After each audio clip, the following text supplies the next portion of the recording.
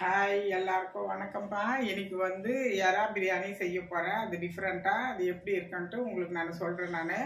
அதுக்கு தேவையான பொருள் அது என்னென்னு உங்களுக்கு காமிக்கிறேன். அரை கிலோ எறா எல்லாம் க்ளீன் பண்ணி இது உள்ளே இருக்கிறது இது எல்லாமே க்ளீன் பண்ணி நம்ம வச்சு அரை கிலோ எறா இது 3/4 கிலோ வாங்கினேன். அது தோலெல்லாம் ஒரு 1/4 கிலோ போயிட்டுருக்கோம். இப்போ வந்து அரை கிலோ எறா இருக்குது. அதுக்கு ரைஸ் வந்து இந்த ரைஸு இது பாஸ்மதி ரைஸ். இது உங்கள் வீட்டில் அங்கே கடையாண்டனா இருந்தால் இந்த அரிசி வாங்கி செஞ்சு பாருங்கள். ஆனால் சூப்பராக இருக்குது, நல்லா இருக்குது, நீட்டாகவும் இருக்குது. நல்லா ரைஸ் வந்து நம்ம செஞ்சோம்னா நல்லா பெருகி நல்லா சூப்பராக நல்லா வருது. இந்த அரிசியில் வந்து அரை கிலோக்கு வந்து நான் அரை கிலோ தான் போட போகிறேன். ஏன்னா கறி இருந்தால் நம்ம 3/4 கிலோனா அரை கிலோ போட போகிறோம். இது வந்து இறா வந்து ரொம்ப இதுவாக இருக்கும், அதனால் அரை கிலோ அரிசி போட போகிறேன். அரை கிலோ இறாக்கு அரை கிலோ அரிசி. இப்போ வந்து தேவையான பொருள் என்னென்னா வெங்காயம் கட் பண்ணி வச்சுருக்கேன். 1/4 கிலோ வெங்காயம், 1/4 கிலோ இருக்கும் அந்த வெங்காயம். அதுக்கப்புறம் புதினா கொஞ்சம் வச்சுருக்கேன். 1/4 கிலோ தக்காளி வச்சுருக்கேன். பச்சை மிளகாய் வந்து ஒரு 4 பச்சை மிளகாய், நல்லா பெரிய பெரிய பச்சை மிளகாய் அதை கட் பண்ணி வச்சுருக்கேன். ஒரு லெமனை கட் பண்ணி வச்சுருக்கேன். இதில் வந்து எவ்வளோ தேவையோ அதுக்கேற்ற மாதிரி ஊற்றிக்கலாம். நான் தக்காளி தான் கம்மியாக தான் வச்சுருக்கேன், 1/4 கிலோ தான் வச்சுருக்கேன்.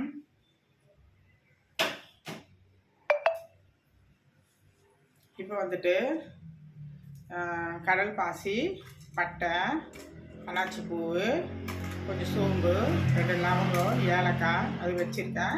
கொஞ்சோண்டு ஜாதி பத்திரி அதை வந்து தூளாக இருக்குது, அதனால் அதை வச்சுருக்கேன். தேவையானது நம்ம இஞ்சி பூண்டு பேஸ்ட் போட்டுக்கலாம். அப்புறம் தேவையானது ரோஸ் வாட்டர். இது வீட்டில் இருந்தால் ஊற்றுங்க, இல்லைன்னா ஒன்றும் இல்லை. ஊற்றுனோம்னா நல்லா வாசனை நல்லா சூப்பராக நல்லாயிருக்கும்.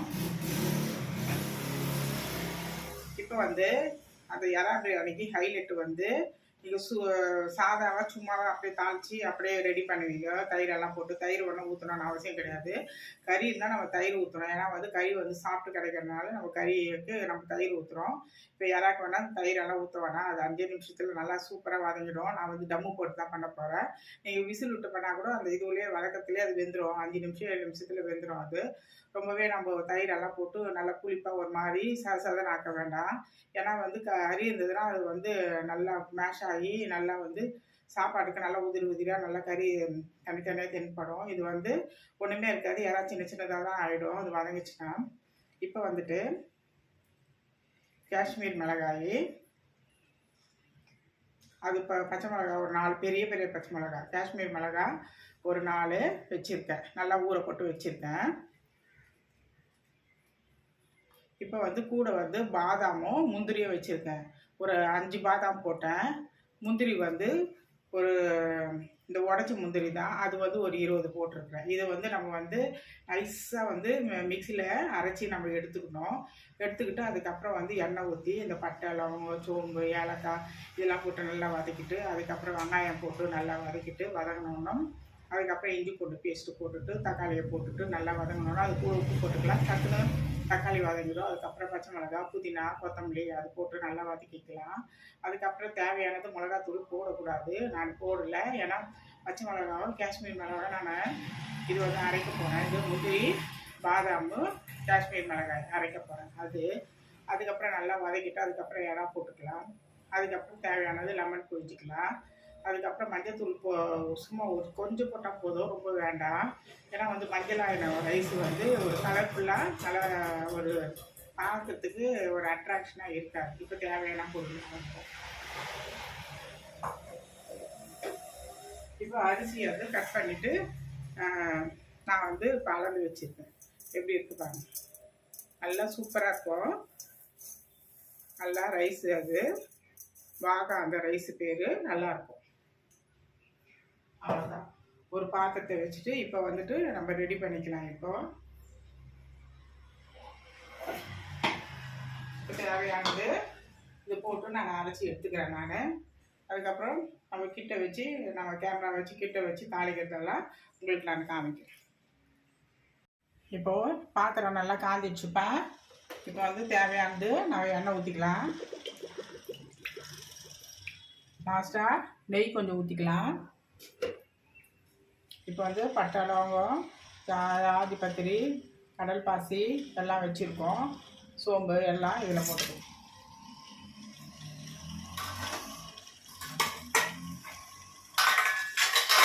நல்லா பொரிட்டோம். பொரிஞ்சோன்னா நம்ம வெங்காயம் போட்டுக்கலாம். நல்லா சாந்து நல்லா பொரிஞ்சு வந்துடுச்சு. இப்போ வெங்காயம் போட்டுக்கலாம்.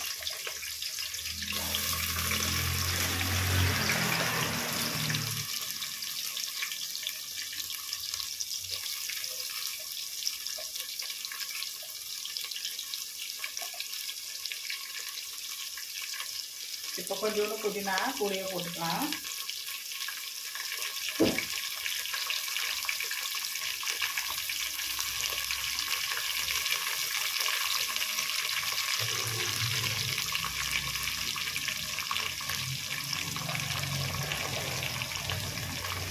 இப்போ பச்சை மிளகாலாம் வச்சுருக்கேன், அதெல்லாம் போட்டு நம்ம நல்லா வதக்கிப்போம். இப்போ நல்லா சிவப்பு நல்லா வரணும்.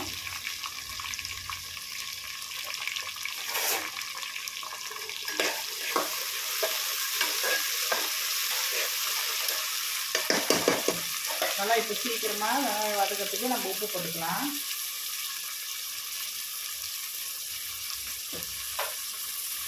இப்போ தேவையானது உப்பு போட்டுட்டு அதுக்கப்புறமா நம்ம உப்பு பதம் பார்த்துக்கலாம். இப்போ நல்லா வதக்கிட்டோம்.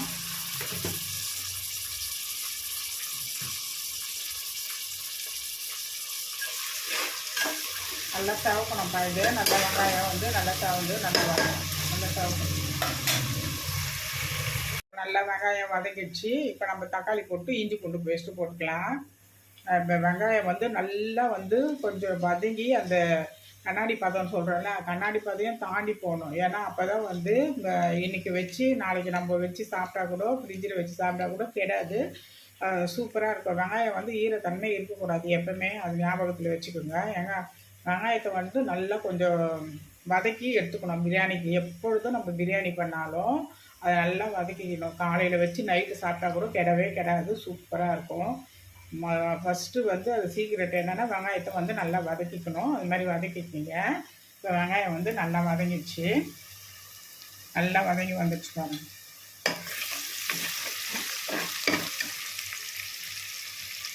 இப்போ வந்து தக்காளி போட்டுக்கலாம்ப்பா. நல்லா வெங்காயம் வதங்கிடுச்சு. தக்காளியும் இஞ்சி பூண்டு பேஸ்ட்டும் போட்டுக்கலாம். இப்போ இஞ்சி பூண்டு பேஸ்ட்டு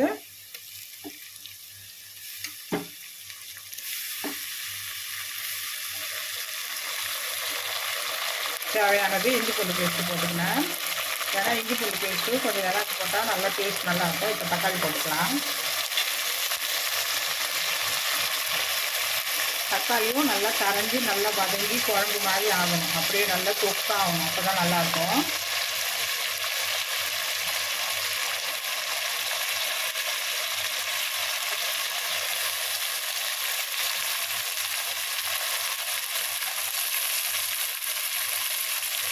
இது நல்லா வதங்கணும். இது நல்லா உப்பு போட்டுறதுனால நல்லா கரைஞ்சி நல்லா வதங்கி நல்லா வரும். அப்போ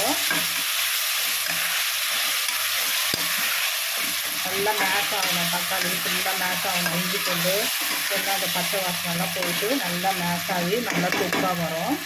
இப்போ வந்து அரிசியை வந்து ஊற வச்சுட்டேன்.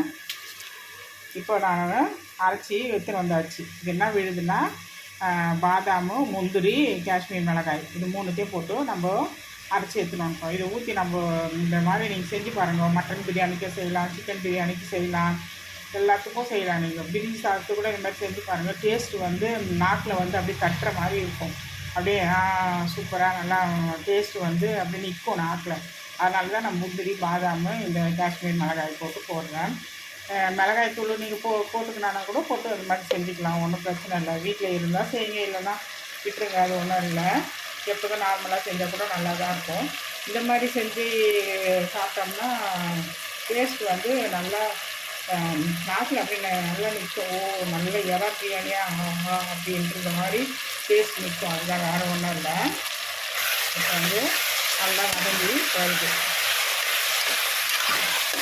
இது நல்லா வதங்கணும். வதங்கிட்டு இந்த விழுதை நம்ம ஊற்றிட்டு இறாவை நம்ம போட்டுக்கலாம். இப்போ நல்லா வதங்கிட்டோம்னா இப்போ தக்காளியும் நல்லா வதங்கிடுச்சுப்பா, நல்லா தொக்காயிடுச்சு பாருங்கள். நல்லா தொக்காயி நல்லா வதங்கிடுச்சு. இப்போ நம்ம வந்து தேவையான பொருள் என்ன போட போகிறேன்னா, மஞ்சள்தூள் வச்சுருக்கேன், கரம் மசாலா வச்சுருக்கேன், சோம்பு சீரகத்தூள் வச்சுருக்கேன், அதுக்கப்புறம் வந்து பிரியாணி மசாலா வச்சுருக்கேன். இது எல்லாமே வந்து வீட்டில் செஞ்சது தான். இது அப்படியே வந்து மஞ்சளை வாங்கி அரைச்சி ரெடி பண்ணது. கடையில் எந்த ஒரு பொருளும் வாங்க மாட்டேன். கரம் மசாலா வீட்டில் செஞ்சது, சோம்பு சீரகத்தூள், பிரியாணி மசாலா எல்லாமே வீட்டில் செஞ்சது தான். இதை நம்ம இதில் போட்டுக்கலாம். பையன் இருந்தால் பையன் கேமரா அவன் எடுப்பான், வீடியோ எடுத்துகிட்ருப்பான், நான் செஞ்சிட்ருப்பேன். அவன் காலேஜுக்கு போயிட்டான், வீட்டுக்காரர் வேலைக்கு போயிட்டார். நான் மட்டும் தனியாக எல்லாத்தையும் சரி எல்லாமே போட்டு நம்ம காமிப்போம் அப்படின்றதுக்கு நான் ஒரே கையில் செஞ்சுட்டு ஒரே கையில் வீடியோ எடுத்துகிட்ருக்குறேன். அதை தான் கொஞ்சம் நேரம் பேசுனதை காமிச்சேன். அதுக்கப்புறம் வந்துட்டு இந்த மாதிரி காமிக்கிறேன். இப்போது நல்லா வதங்கிடுச்சு. நல்லா தொட்டு பாருங்கள், எப்படி எடுத்துப்பாங்க. நல்லா தொட்டு நல்லா வதங்கி நல்லா வந்துடுச்சு. இப்போ வந்து நம்ம தேவையானது இல்லை, அரை கிலோ இறாவும் நம்ம போட்டுக்கலாம். எப்போவுமே நான் சொல்கிறது, இறால இருக்கிற அந்த நடுவில் இந்த பாகத்தை க்ளீன் பண்ணி அதில் இருக்கிறது எடுத்துடணும். இல்லைன்னா அது ஃபுட் பாய்சன் ஆகிடும். ஞாபகமாக அதை எடுத்துருங்க. கடையில் க்ளீன் பண்ணி கொடுத்தா கூட சரியாக கொடுக்க மாட்டாங்க. அது வீட்டில் ஒரு தடவை செக் பண்ணி அது மாதிரி பார்த்துக்குங்க.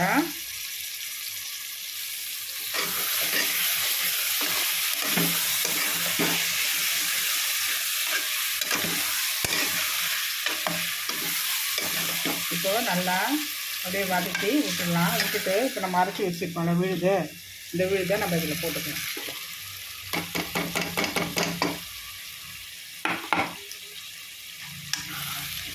இப்போ எல்லாத்தையும் நல்லா கலந்து விட்டுட்டு, இது ஒரு வேகணும்னு அவசியம் கிடையாது. நம்ம தண்ணி ஊற்றி அளவு தண்ணி ஊற்றிட்டு நம்ம அரிசி போட்டுக்கலாம்.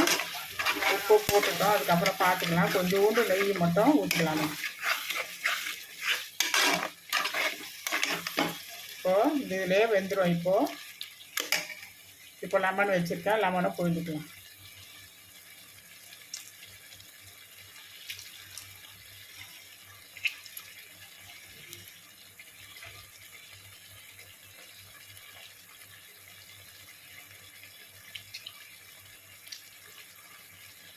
இப்போ லெமனை பிழிஞ்சிட்டேன். இப்போ தேவையானது வந்து ரோஸ் வாட்ரு வீட்டில் இருந்தால் ஊற்றுங்க. ஒன்று ஆப்ஷன் ஒன்றும் கிடையாது. வாசனை வந்து சூப்பராக இருக்கும், மணமாக இருக்கும். நம்ம இங்கே வீட்டில் நம்ம செஞ்சோம்னா 2 வீட்டுக்கு பக்கத்து வீட்டில் உங்கள் வீட்டில் பிரியாணி செய்கிறாங்க அவ்வளவு அப்படின்ட்டு வாசனை கமன்னு இருக்கும். வேறு ஒன்றும் இல்லை, நல்லாயிருக்கும் ஃப்ளேவரு.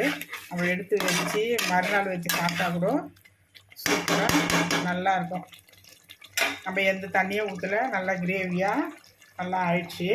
இப்போ வந்து அளந்து நம்ம தண்ணி ஊற்றிக்கலாம். அரிசியை ஊற வச்சு ரெடி பண்ணி வச்சாச்சு.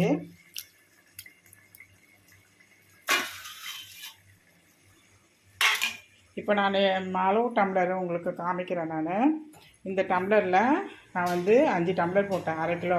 இது 1க்கு 1.5 தண்ணி ஊற்றணும். 2 ஊற்றிட போகிறீங்க. 2 வந்து சாப்பாட்டு அரிசியில் தான் ஊற்றணும். இது வந்து பாஸ்மதி ரைஸ்னால வந்து 1க்கு 1.5 ஊற்றுங்க. இது சின்ன டம்ளர், டீ டம்ளர், இதுக்கு 1க்கு 1.5 ஊற்றிக்கலாம். நம்ம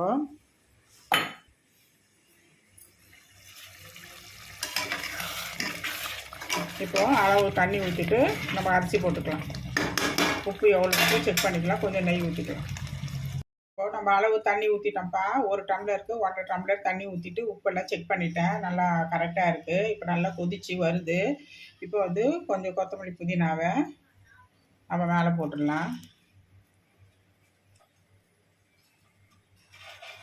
ஃப்ளேவர் நல்லாயிருக்கும், வாசனை நல்லாயிருக்கும். முன்னாடியே போட்டுட்டோம்னா அதுக்கப்புறம் அவ்வளோவா ஸ்மெல் இருக்காது. இப்போ போட்டுட்டு இப்போ வந்து தேவையானது கொஞ்சம் நெய் ஊற்றிக்கலாம்.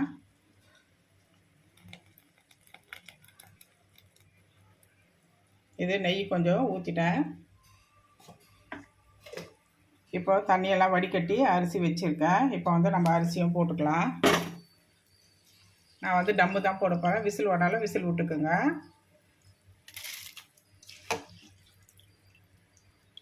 நல்லா ஊறியே நல்லா எவ்வளோ நீட்டாக இருக்குது பாருங்கள். இன்னும் நம்ம வடித்து அந்த இது சாதம் வந்து நம்ம டம் போட்டு எடுத்தோம்னா இன்னும் சூப்பராக நல்லா நீட்டாக இருக்கும். இப்போ ஊற வச்சதே எவ்வளோ நீட்டாக இருக்குது பாருங்கள். பாகாது ரைஸ் பேர். வீட்டாண்ட கிடச்சா வாங்குங்க, இல்லைன்னா வந்து இந்தியா கேட்டே வாங்குங்க. இது நல்லாயிருக்கு. நான் நிறைய செஞ்சுருக்கேன், இதில் நிறையா நல்லாயிருக்கு.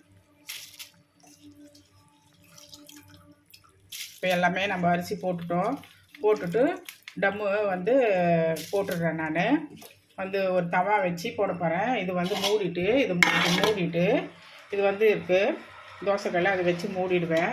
நான் ஒரு கையில் நான் வீடியோ எடுத்து கொடுக்குறேன். நான் வந்துட்டு கட் பண்ணிவிட்டு நான் டம்மு போட்டு உங்களுக்கு காமிக்கிறேன். இப்போது நான் டம் போடுறேன். பக்குவத்துக்கு நல்லா வந்துடுச்சு பாருங்க ரைஸு. இப்போ நம்ம இதே பக்கத்தில் நம்ம வந்து டம்மு போட்டுக்கலாம்.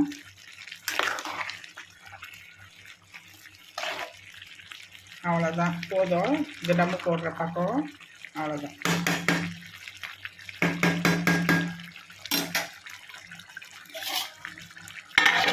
போட்டாச்சு. போட்டுட்டு தோசைக்கல்ல தூக்கி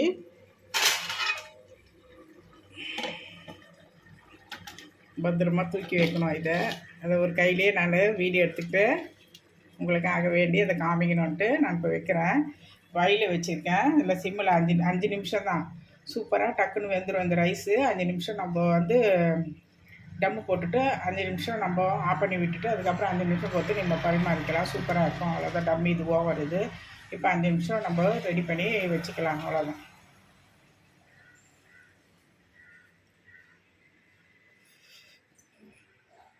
பிரியாணி டம்மு போட்டு எல்லாம் எடுத்துகிட்டு வந்து வச்சாச்சு. இங்கே பாருங்கள், வேற பாருங்கள், நல்லா வெந்து நல்லா சூப்பராக நல்லா ஆயிடுச்சு.